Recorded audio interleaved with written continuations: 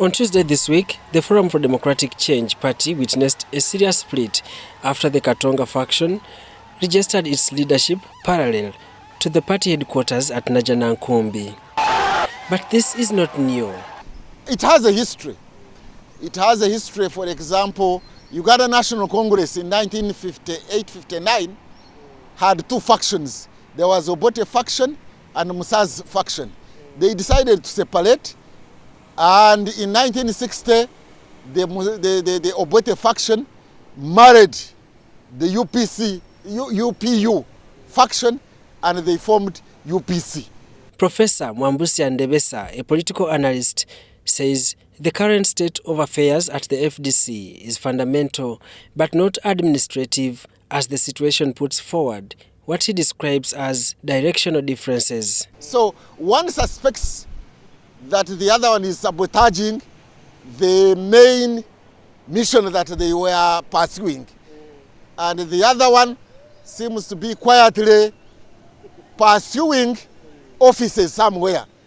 And these are irreconcilable because they are directional differences. They are not the struggle for power within FDC. No. The split, according to Ndebesa, creates room for immunizing hidden hypocrisy and optimize efforts to develop the respective political goals. It is like staying in such a natural marriage. When you are always splitting suspecting each other, you can reach a point where you can even kill each other or kill the whole family. So why not split? Professor Ndebesa has warned the courts of law against misfiring the FDC battle, which he says is more political than legal and may injure the reputation of the judiciary. And the judiciary has also allowed itself to be brought into this circus of FDC. No. This is a political question, and it can be resolved politically. The system of commercializing politics has greatly affected the growth of democracy, mainly in the African continent. Most experts attribute the status quo to greed and selfish interests being put forward, leaving behind the role of nation building. Challenge is that the political class has not correctly identified the problems. They have only pursued offices. Or when NRM is not in power, you will see how people will fight over offices. And that is the cancer that has bedeviled all posting. To Professor Ndebesa, the struggle for office positions may put the country at a stake, urging for a national dialogue to promote a common agenda of state building.